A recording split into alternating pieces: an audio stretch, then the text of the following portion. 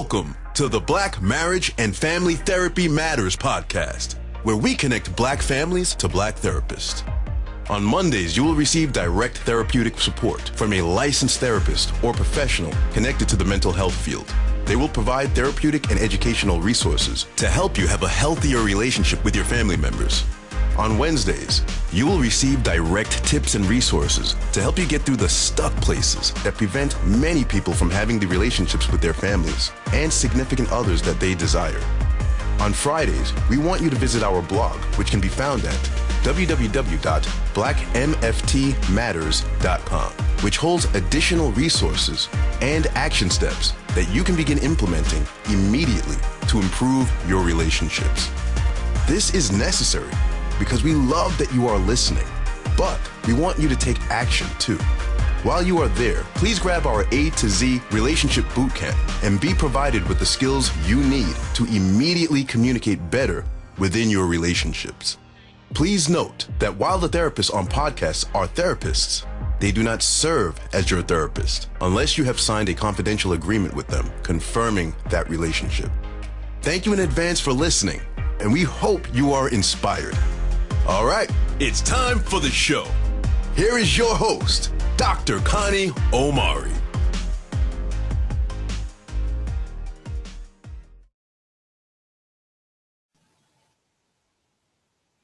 Hey, and welcome to the Black Marriage and Family Therapy Matters podcast, where we connect Black families to Black therapists. Today's guest is Mrs. Shenira Billups. Hi, Shenira. Hello. How you doing? I'm doing well. How are you? I'm doing good. Let me introduce you to our guest. Is that okay? Yep. Awesome. Ms. Shenira Billups is the founder and CEO of Mental Growth and Internal Healing, LLC, as a national certified counselor and a licensed professional counselor in the state of Connecticut. Shenira attended Southern Connecticut State University, from which she received her Master's of Science degree in Clinical Mental Health Counseling. Shenira was an active member of the American Counseling Association from 2010 and has worked on numerous projects and presentations working with special populations. She built the foundation of her career working in an acute psychiatric, residential, and outpatient setting, including crisis services throughout the greater New Haven and Fairfield counties, and currently practices in the Elm City. As a professional, Shenira works with a variety of clientele, including but not limited to special populations and persons with a variety of diagnoses.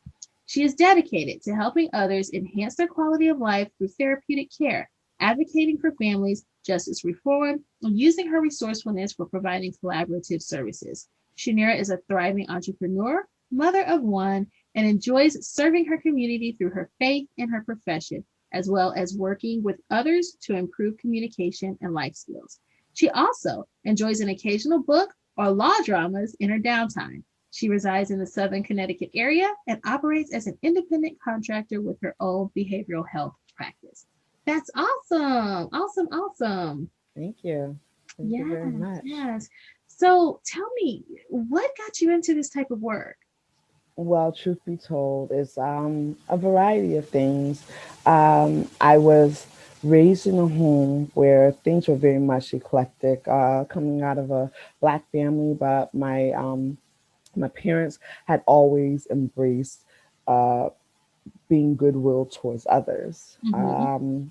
We didn't have the best of life as far as resources and everything, but at the same time, my mom was such a resourceful person, and my dad was such a person on top of education. Mm-hmm. So what we may have lacked as far as economics, we definitely were able to gain as far as morals and the strength of family. Mm-hmm. As my parents, my father was always the bigger thing in terms of breadwinning, like he worked with mechanics or whatever have you. My mom, she did a lot of community work besides doing what she did at in Southern. She went to the school, or rather she worked at the school that I went to, and now she's about to retire, which is like, I'm like, whoa, my mother's about to retire. Wow. been there ever since I was younger, and Oh, wow. just seeing her. What stapled my or what secured my place in this field is well, I wanted to be sure to work with people, but I always wanted to know how the mind worked. So I actually, interesting enough, started in working with chemistry, trying to get into neurology. But Really? yeah, You so really wanted to know how the mind worked. I did, and I found it was very lonely though, like, doing all this kind of research, but I felt kind of like, okay, there has to be another way. Hmm. So I went into psychology. Now, it's a kind of seen as sometimes people feel that anyone can do it. Hmm. Hmm. Not necessarily true. If we increase mindfulness, Hmm. many people probably would be a little bit better off as far as Hmm. things go with their way of thinking. But it really takes a certain type of personality and just push to really go through with the field. But what I liked about it is that it could incorporate the science of Hmm. how the mind actually connects. Okay. So that's what got me into it. Hmm. Hmm. Staying Good. connected. Good. Good. Good. Good. Awesome. Awesome. Um, let's see. So how would you say,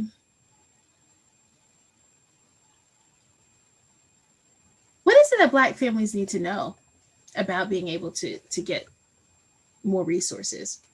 In order to get more resources, you have to be willing to do the work. Be Mm, patient with yourself. mhm, mhm, I feel that within our culture, sometimes it can be super challenging because of with so much having been blocked from us. I call it like red tape.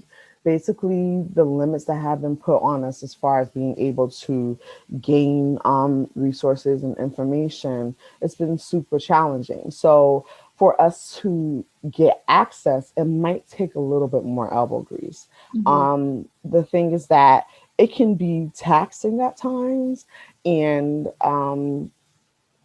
feel really hard because not everyone is out there is for the promotion of everybody's well-being. absolutely. However, understanding that at the end of the day, it's about the family unit and preserving it, keeping it intact. Let that be what pushes you ahead, and understand there's a resolve out there, but you just have to be able to look and be patient and be willing to keep your eyes open. Mhm, mhm, Stay connected and don't be afraid to give information. Like, mhm, we have this whole thing of, oh, I'm not going to say anything, they just mhm. want to do this and that. The thing is that, okay, right now you have nothing, right? Or Right. right now you're really Yeah. limited. Right. So Right. how are you going to get stuff? I mean, yes, Right. be careful, don't just do it with anybody, but at the same time, don't label yourself as such a skeptic too, because Mhm, then it also makes people kind of um, either resenting working with you, mhm. or they can actually limit working with you because you're like, it's just too Too difficult, much. Too risky. too much. Mhm. How do you think our culture, which you kind of touched on this a little bit earlier, but I just want you to elaborate more. How do you think our culture that encourages keeping things in the family and not exposing our dirty laundry might work as a barrier for us in terms of being able to access resources? Well, when it comes down to certain services that are provided by the community, uh, that attitude, like, totally get it with the whole respecting the family and keeping business as business, understanding that, but it shouldn't trickle into the point where you're not trusting anyone, but you expect things. Mhm. Exactly. That part. It's like you don't trust me, but Mm-mm. you need me to to help you out.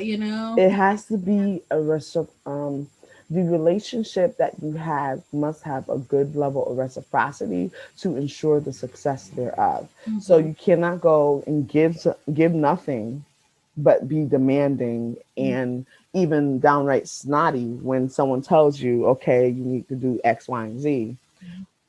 Well, yeah, ask about it, but don't go get on angry because and say, well, you should be doing no, no, no.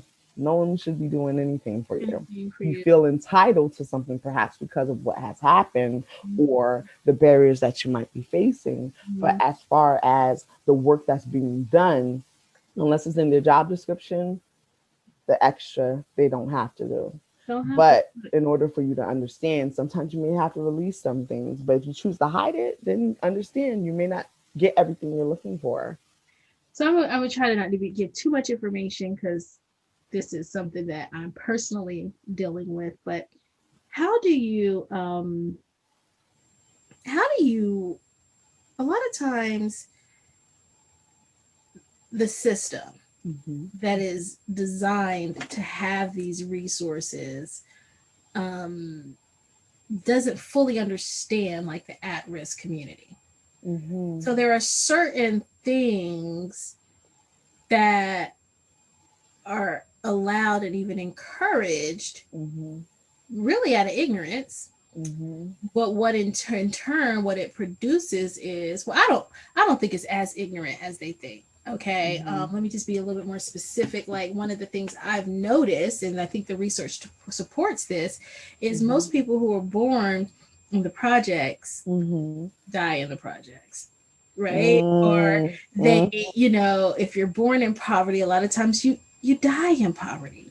It's like a generational thing. It's a generational thing, but this is America. Poverty. So we have all of these resources. So, it's like, what really is going on? Like, how is it that we can have all the food stamps, all the SSI, all the, the Medicaid, all of this stuff, education, which is free, and still people are stuck? That's my first question, and I want to follow it with a follow-up question, which is how do you, because I don't want to blame our people because I don't think it's us, but do you see any well, sometimes it is us. Sometimes it is. But how does the system act as a barrier as well? But first question. They say that the phrase is like ignorance is bliss.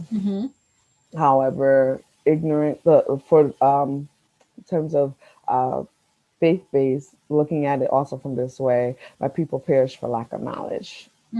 And when we have our people like living in, as you put, projects, sometimes you have generations coming up in the projects areas because that's that's where what they know, that's what's familiar, that's what's comfortable. And it's like, I'm getting all these services, why buy the gallon of milk when you can get the whole cow for free?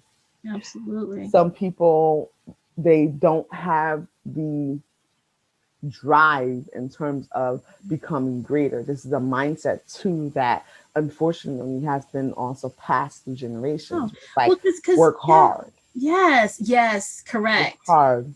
But it's like, work smarter. The drive, right. Does the system sometimes enable that drive? Because sometimes the system can discourage having the drive that you would want, because again, it comes with so much blockade. Because it's like, in past we weren't provided opportunities. So now we are provided opportunity, and some people are for that, and some people are not. For the people who are for that, it doesn't escape the fact that it takes some work to actually get to certain places. Like where I'm at right now, the basics, I had to make sure I go to school. The school, I had to pay. If I didn't qualify for certain things for financial aid, loans had to be happening. I didn't have an old couple grandma somewhere able to hit her up for some money. I didn't have that. I had to take out loans. I had to get payments, form, whatever, to go ahead and do it. Because why? I wanted to get there, and I had to drive. I could have easily probably just gone and take a job somewhere. Yeah, absolutely. Like a lot of people do. Like a lot of, you not only got the education, but now you have your own business and you make your own schedule. And it came with sacrifice, a lot of sacrifice. But that's the big thing, sacrifice. And so how is it? How do we get people? Because I'm thinking about, I used to work in a community-based program. I think this was a program where it was lower income people who had HIV. And they were able to receive housing, they were able to receive food stamps, everything that they had in the house was paid for, lights, whatever, electricity, everything. And what else do they have? They'd have their insurance. I think it had like either Medicare or Medicaid, something like that. Mm-hmm. And then they would get an SSI check. Mm-hmm. And that check, I'm telling you, was like $771. And they would get it every month, and they would rely on it like clockwork. And so one of the residents that I had met, she was brilliant. I mean, had the potential to just do anything. And I mean, I know HIV is like it, it can get the body, but she wasn't. She was able to work, and function and move around. But she was just so scared of leaving that SSI check. Yeah, and that's a She was sad reality. terrified. And I was like, do you realize you would make more money if you used your brain? Mm-hmm. I mean, you would totally, be able to make way more than this check. Mm-hmm. But I could not get her to see the value of, because she's like, well, if I lose this check, I won't get it again. And I'm like, but you don't need it. It's rough when, so I'll use an example. Say that you have an individual, right? Mm-hmm. And you're telling them that, okay, you have two choices. We can either, like, the individual is starving, all right? They're starving. They need something to eat. Mm-hmm. They really, really want some food. And they might have some energy, but it's like, really starving here. Like my stomach feels like it's touching the back of my spine. Yeah. And I'm just wanting. You offer them two choices. You tell them you can either wait for this widespread. We have a variety of meats, vegetables, and starches. Everything's been cooked according to temperature, and there is no charge for it. The thing is that, and they're like, oh my gosh, mouth is watering, and they're like, oh, this is gorgeous. And it's a healthy meal, it, because everything's been homegrown, homemade. But you tell that person, you're just going to have to wait about 30 days, give or take. And, at the end of that 30 days, you may get that. Okay. You may qualify for that meal, but there might be a chance that it might change up just a little bit, but hold on to it. But if you really push yourself and maybe do a little bit extra, you might be able to secure your place as far as having all that extra pieces in that meal. But you have to wait about 30 days to figure that out. Or if you like, we can give you this wonderful Happy Meal that's been put together. It has a burger, fries, and you even get a chocolate shake, vanilla or strawberry, whichever one you want. You can do that right now. Get it right now.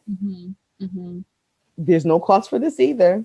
It's not exactly as good, but you're going to get something satisfied. And it's immediate. It's going to come like clockwork. It's always going to be guaranteed. That other thing, that huge, spread and everything, see, what you're going to have to do is make sure that you hold yourself accountable and continue on, and you can't just stop there. You may have to do some things in terms of filing some documentation and managing it. You can't revert back to where you're at right now. Right. No matter what. Right. Which one do you think the person's going to choose? They're that hamburger and fries. And they ain't got no friend's house that they could go over and grab something real quick while they're waiting for the 30 days to be over. They have no, there's no food places around where it's like they're just giving away fruits and vegetables because all the pantries are closed, and they just need something. They're hungry. Yeah. So you're absolutely, that's a really good point.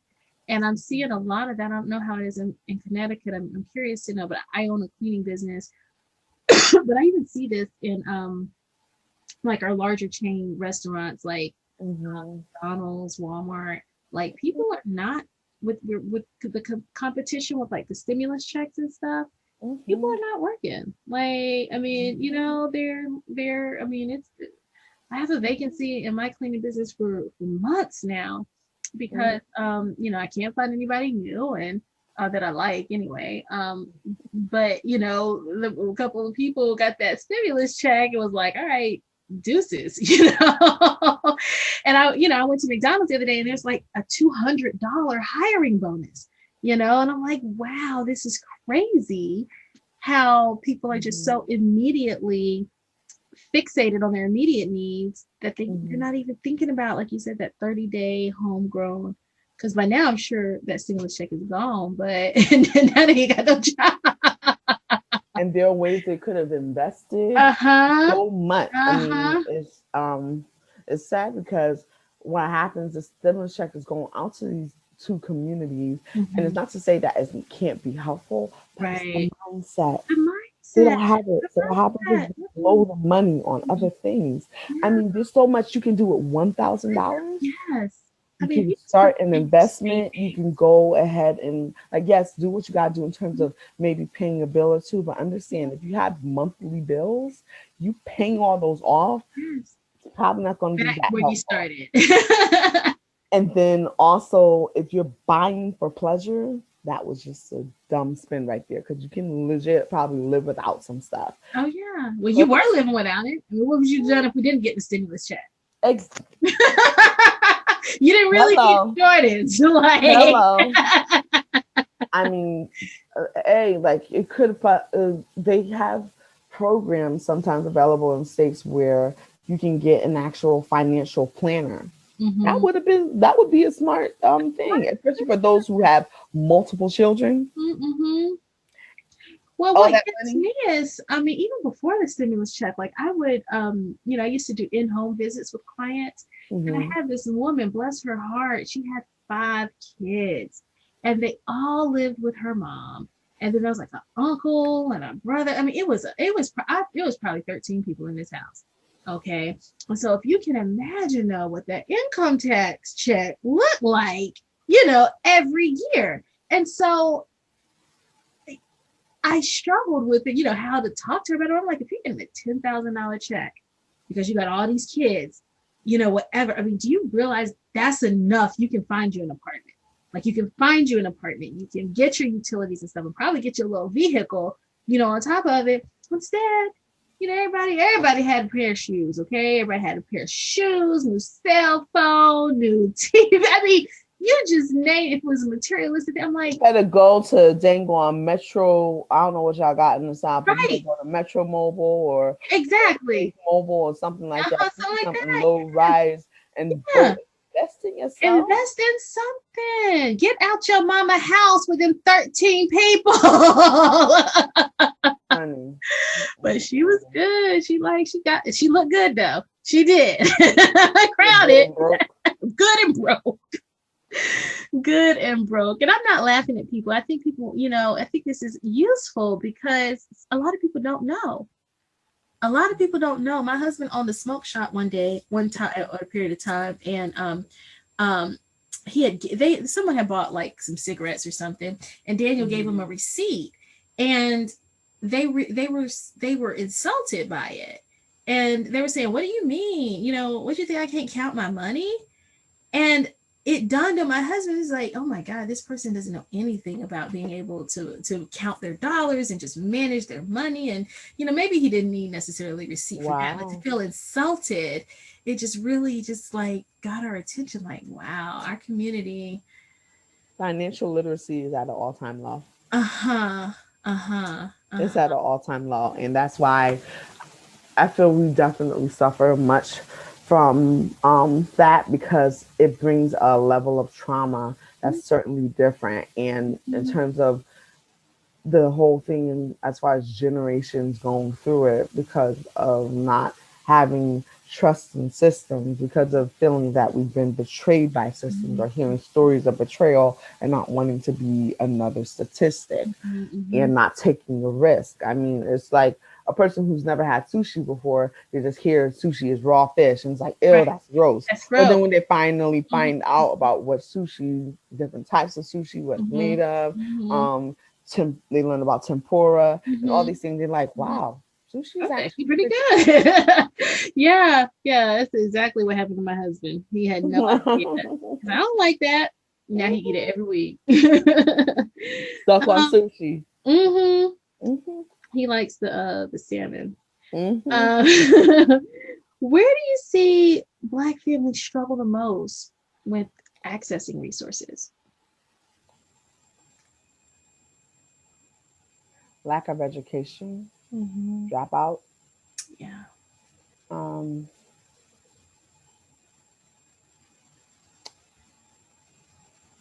opportunity, Mm. because it becomes limited. Sometimes you have to be in on some stuff in order to have access. You do. It's who you know So so much. exactly, it's not what you know, it's who you Who you know. know. So we almost feel pressure to do a cakewalk uh, when we want to get something. Mm-hmm. Sometimes you get it where it's like people might say stuff or they may do stuff, and some of us will go ahead and gonna talk, but I'm gonna talk one go and blast people when they present at a certain way or try to make us look a certain way. And Mm-hmm. then some of us were like, okay, you know what? Let me save the battle for another day. Mm-hmm. I'm gonna go there. I'm just gonna smile, Mm-hmm. bear and grin it. Mm-hmm. Me doing that depends upon the situation. If you go cross the lines, I will kindly, in a professional manner, let you know. Let you know. There you go. Other than that, I won't invest in anything that's not going to provide me with the reciprocity I need to carry on. There we go. There we go. Mhm. Listen, what advice would you give someone who wants to tap into community resources, but again grows up with the mindset that you don't put people into your dirty laundry? Mhm. So, as far as that goes, I think it's just super important to, for those, all right, when you know better, you do better, right? Mm-hmm. Okay. Mm-hmm. So, as far as that goes, in terms of those of us who do understand, in order to break those generational curses, we must grab hold of whatever that it is that we do understand and pass it on, but encourage ourselves to hold within our communities. Outside is really challenging, Mm-hmm. but as far as the inside, what we got to do is push each other up. We have this bad habit of putting each other down. Yes, Like we we'll do. say, oh, yeah, everybody's against each other and the man is not giving us access. But as soon as we see one of ours going forward, Mhm. did you see? Oh, they think there's something. What? Yeah, you think you all that?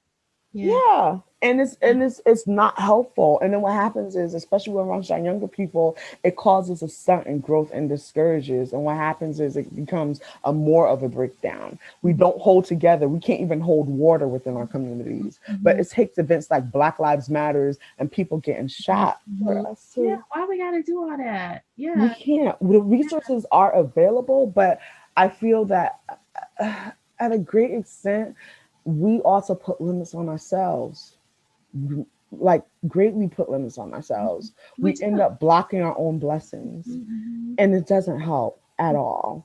A lot of I times I think we hang around people who are toxic, and take from You us said their it, capacity. toxic, Yeah, yeah, toxic. toxic. And that mindset, it triggers so much, but it also carries forward. That's where you get it generationally, where it just carries on because people, like, they deal with it and then they pass it on to their children because of their approach. They may not necessarily say, yeah, have that mindset, but what happens is through their actions and not really putting forward the like positive type of thinking, Mhm. children get that, and then their children's children get that set, and then they they just keep on carrying on with that. So it's super important just to push our own communities up from the inside. Like you see your brother or sister just slacking or falling off course, let them know, hey, listen, I see it's hard right now, but understand you can do it. We know what we have to do.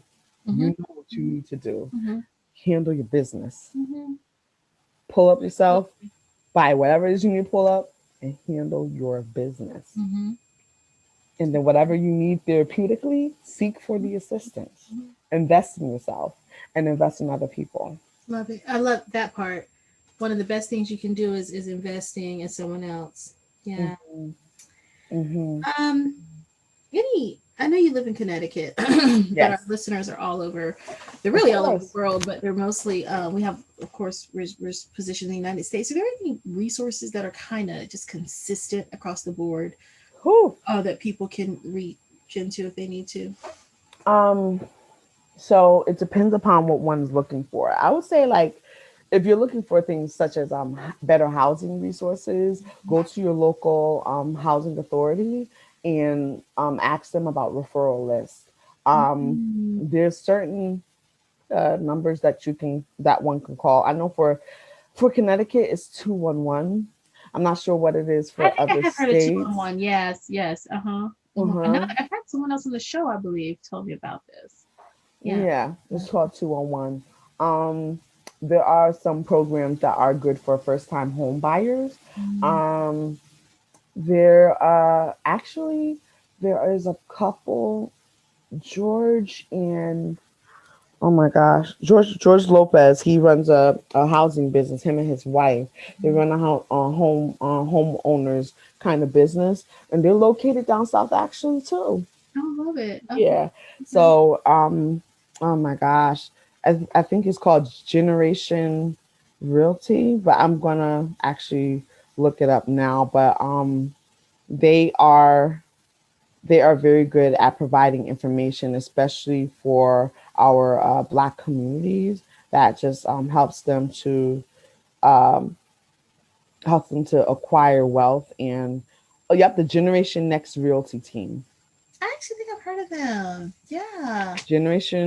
Generation Next Realty team. Okay. Okay. So they have new home buyer investor workshops. Um, talk about family wealth, and we believe that wealth is health, and it's important to just understand that. But it's big for our community because it's bringing it into the trauma that we've suffered for so long. Because again, the lack of resources could mean so much spiking up as far as anxiety and being in a certain state of mind because of not being able to really address issues and being caught up into a constant cycle of lack. Hmm. I love that. I love that. Hmm. What's a common myth about accessing resources that you'd like to debunk? A common myth. Mhm. Or any myth or any misconception or That there's well, I feel that sometimes people think there's that once you've seen one, you've seen them all. Mhm. That's a cop out. That's a Mhm. cop out. Right. You may have to kiss plenty of frogs before you end up seeing the prince. Mm. Not everything works immediately. There's no instant gratification. When you apply for something, there's going to be time that you have to wait for it to be managed. You can't expect it just immediately because you may end up being highly disappointed. And it's not because resources, again, not because resources aren't available at all, but it's like it's really important just to have that patience to look through and understand what works for you as well. Because if you just jump into anything, you might end up with just anything. Hmm. That's true. That's true. That's true. That's true. Awesome. Awesome. Awesome. Hmm. All right. Well, before we go, I just want to transition to a part of the show that we call What's Good. And What's Good is a part of the show where we express real life scenarios and or hypothetical scenarios. And Hmm. then you, the expert, gives us your professional feedback. Okay. Awesome. Okay. So meet Oscar. Oscar is a 37-year-old grown man who is homeless. He grew up in a two-parent household with an older brother and of a middle-class community. However, because Oscar grew up in a middle-class community, he actually lost there was not a lot of expectations placed on him. Being the youngest and having family with financial resources, everything was given to him, and he really never learned how to be responsible. After he graduated high school, he didn't know what he wanted to do, so he began gaming and sleeping on his parents' couch. Eventually, his parents died in a car accident, and he had to get out on his own. He didn't have the skills that he needed to be successful and began living in a homeless shelter. Oscar is ready to be reintegrated into the community and become independent again, but he doesn't know how to get on his feet. What would you advise, Oscar? Well, first, you would need I feel a kind of a community case manager to help him out as far as navigating systems. I would want to find out from Oscar if he is on any kind of assistance at all that might be supplied from the state. Every state, they usually have some type of programming for those who are dealing with being actively homeless and need some level of support. The trick sometimes is being able to come off of that support and actually get better and get more and be educated in the process. So I would want to see what support he's already on, and then whatever he's not on, if he needs like food stamps or some kind of stipend of some sort that is entitled to those who may not have, I'll make sure that he's on that. I would also make sure that he is provided some level of case management. So there is someone who is helping him to hold himself accountable and is willing to help him to go through these systems and understand what he's doing. Because he may not, since it was said that he's been kind of enabled to be a certain way, because his parents didn't necessarily seem to, and probably not out of the, it's probably out of the goodness of their heart that they did everything for him, but they did everything for him. Right. He doesn't know. So that's going to continue to handicap him in a way until he actually jumps on the grind and does what he has to do. But that would, again, take having knowledge of it and also encouragement. He may need somebody in his corner just to help him out. He's lost his guardians, but he's a grown man. Who else does he have also connected with him as far as family or even friendships? Are there any positive people who will help him as far as his mindset goes, and also in kind of provision? Is there anyone like that? I love that. I love that. I'm just curious because I see quite a bit. I see a lot of my peers. Maybe that might be an extreme case, but a lot of my peers who grew up middle class kind of struggle because one of the things that our parents did for us was removed the struggle. And then when it's time to be independent, they don't know the struggle. Like they don't appreciate the house. One of my girlfriends now, bless their heart, but they're losing the house because the parents gave it to the husband and the husband didn't pay taxes on it. And I'm like, so you got in New York, a brownstone. So I'm like, you got a what? And they had a roommate in there. So they had he didn't even have to come out of his pocket with it. Like he had a roommate who was contributing to the home. And they didn't pay taxes? And they did not pay the taxes and losing it. All because he wasn't a part of the struggle. So when you think about at-risk communities, I think, I made the point earlier, sometimes we'd start off at risk and sometimes we kind of find ourselves at risk because that was a huge asset that unless they come up with a whole bunch of money within these next couple of months, they're out. Oh boy. Yeah. Oh boy. Oh boy. That right there, that's really... I don't even know if that's that's tough. Situation. That's just... Look, was it? That's tough. I mean, there are going to be losses. Like no matter what, there are going to be losses because when you're talking about damage, years and years of damage, like with your hair, if you don't take care of it, if I don't take care of these locks I have in my hair, they out. Yeah, they gone. They're absolutely gone. It'll grow back. You know that eventually. You know what I'm saying? You know what it was like. They have to cut all your hair off and, start it. And it goes through that awkward looking stage before, you know what I mean? But if for the person who just gets it clapped on their head, you know what I'm saying? No faux locks over here. Right. Faux locks are removable. You can handle all that. But when you're dealing with stuff that's not faux locks, you have to step it up. You have to. All right, Shenira, it's been a pleasure talking to you today. It really has. Yes, thank you. Thank Where you can so our much for listeners having find? me. You're welcome. Where can our listeners find you? Yes, so I do have a website, mentalgrowthinternalhealing.com. That's Okay. mentalgrowthinternalhealing.com. That's all one word. And I also have a Facebook. Hmm. You can look at for my profile under mental growth and internal healing. Hmm. I also have a IG that's MGIH. It was at MGIH LLC.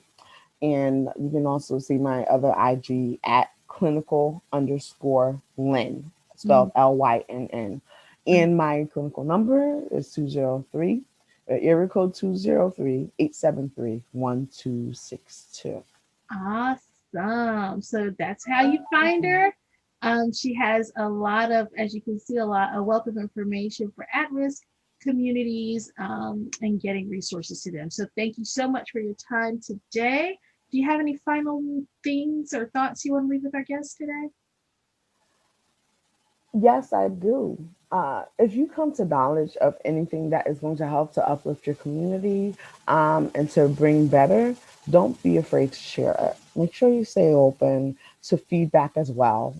That's super important to improve services. And blast it for all our folks. When you get a survey about something, fill Fill, that survey out. fill it out. If the government tells you fill it out, fill out. Because truth be told, yeah, it goes for funding. Because what happens, they take in numbers. Mhm. Now, I'm telling you right now, them upper end folks, they will fill out some surveys to Kingdom Come because they know where that money's going. Yeah. Please don't be ignorant and don't let Well, your I'm glad you told me that because I self. didn't know that either. Well, for the people who are sending surveys, let us know if it's going to be a couple of minutes or like an hour, because that's that's my thing. Like I'm like I don't know how long this is going to take. If Okay, you can fill it out later, do it, but make sure you just make an effort, right. conscious effort. All right. Thank you so much, Shenira. It's been wonderful having you. You take Thank you. care. All right. Yes, you too. All right, take care. Bye bye. Bye.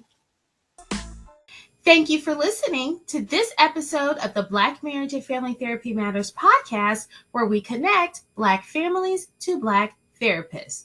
Since you've listened all the way through, come on in and join the family. If you haven't done so yet, please join our free community where we offer weekly trainings and monthly giveaways. We can be found on Facebook under the Black Marriage and Families Matter Facebook group. And since you're serious about joining our family, we also invite you to join our All In campaign, which signifies your commitment to go all in, not only for yourself, but in helping us reach more people by downloading this podcast wherever you are listening to it, leaving us a review, and subscribing to our YouTube channel. This really helps us reach more people and change more lives. After all, Dr. Martin Luther King once said, we can all get more done together than we can apart. With that said, I want to encourage you to share this episode with just 3 other people who you think might also benefit from our community and what we are offering, with the hopes that all of you can join our All In campaign.